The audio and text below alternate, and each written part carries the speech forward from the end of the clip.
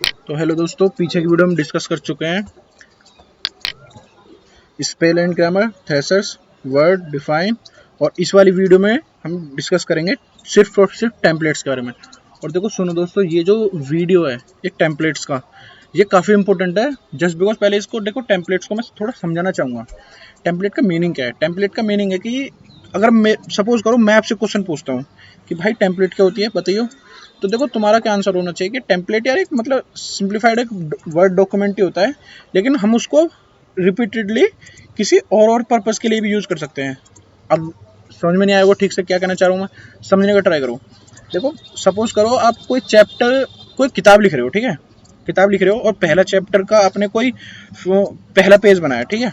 तो अब जब पहला पेज बना के पहला चैप्टर खत्म कर दिया, तो देखो आपको सबसे पहले अब दूसरा चैप्टर स्टार्ट करने वाले हो।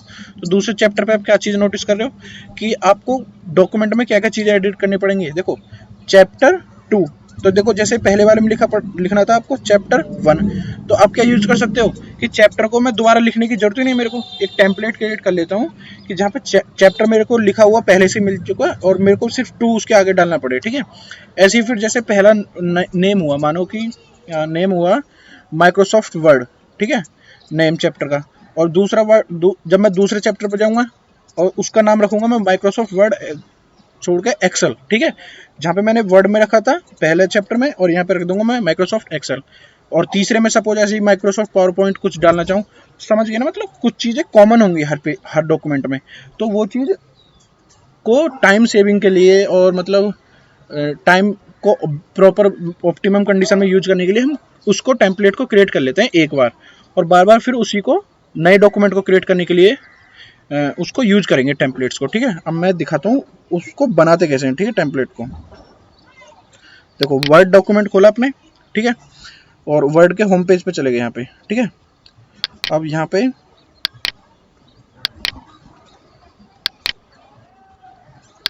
देखो, सपोज करो आप यहाँ पे इंसर्ट में जाते हो सबसे पहले, इंसर्ट, ठीक है।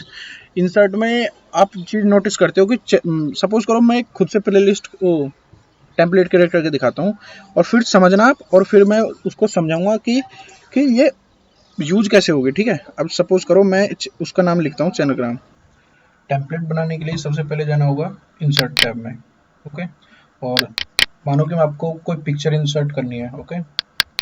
डेस्कटॉप पे मैंने कोई पिक्चर ऐड कर रखी है, एजुकेशन एविडेंस की ये पिक्चर ऐड हो चुकी है। अगर मेरे उसको साइज को बड़ा छोटा करना है, यहाँ से कर सकते हैं, मूव भी करा सकते हो आप इसको, ठीक है। देखो टेक्स्ट ड्रैग करके behind the in front of text, okay. इसको अब आप मूव कर सकते हो टेक्स्ट के ऊपर। अब सपोज करो मेरे को यहाँ पे लिखना है, यहाँ पे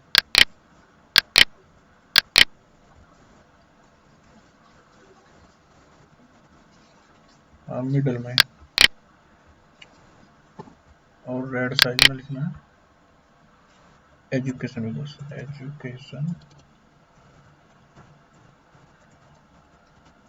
विद अस, ओके। ये हो गया इसका नाम। और इसको और भी थोड़ा मूव कर सकता हूँ मैं, ठीक है। अब मैं यहाँ पे लिखना चाह रहा हूँ कि कोर्स नेम क्या है, वर्ड चेंज कर लेता हूँ, COURS कोर्स नेम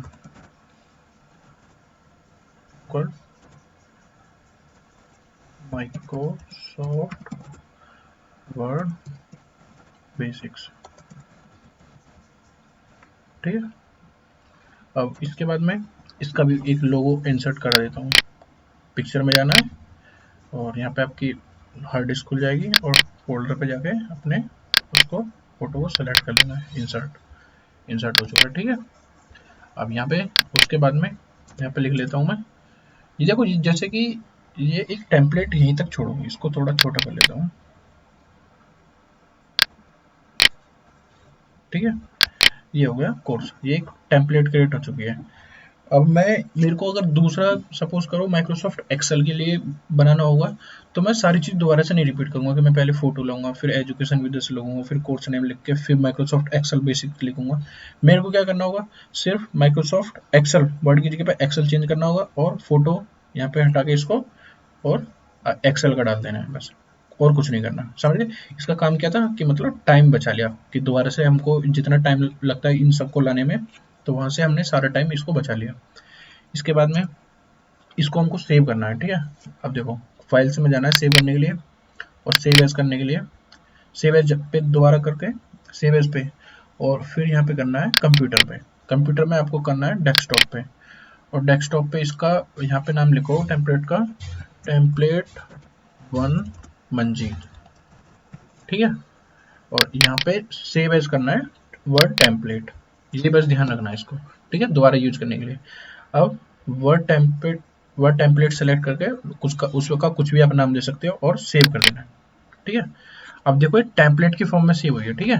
अब इसको मैं दिखाता हूँ ये आएगी कहाँ से, ठीक है। क्लोज करा मैंने, और सबसे पहले जाऊंगा मैं यहाँ पे माइक्रोसॉफ्ट वर्ड ओपन करूंगा, ओके। और देखो ये जो पर्सनल वाला ऑप्शन आ रहा है ना, खोल ओपन होने के बाद वर्ड को, यहाँ पे ये पहले नंबर पे आ जाएगी जो अभी मैंने क्रिएट करी है। देखो ये करी थी ना टेम्पलेट 1 मंजीत, इसको ओपन करूंगा और मैं इसको यूज कर सकता हूँ अब कुछ भी इंफॉर्मेशन ऐड करने के लिए। जैसे कि मैं यहाँ पे लिखना चाह रहा हूँ, ब्लैक कलर में लिखता हूँ,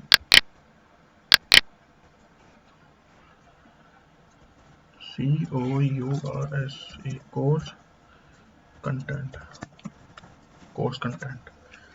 और यहाँ पे बुलेट, सिर्फ कोर्स कंटेंट, जैसे कि मैंने अभी तक क्या क्या डिस्कस कर चुका हूँ, ये सारी पॉइंट डिस्कस कर चुका हूँ, ठीक है।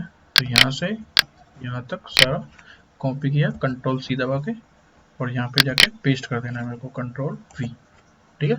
अब देखो ये सारा का सारा कोर्स कंटेंट के बाद में सारा का सारा लिख दिया यहाँ पे। इसके बाद में और इसको सेव कर देंगे। अब देखो टेम्पलेट को हमने यूज किया है एक फाइल क्रिएट करने के लिए, तो देखो इसको सेव कैसे करना है, एक फाइल को सेव कर देना है यहाँ पे जाके, सेव एज पे नहीं सेव पे, और कंप्यूटर में जाके, तो मानो कि मेरे को डेस्कटॉप पे फाइल क्रिएट करनी है, और इसका नाम रखूंगा मैं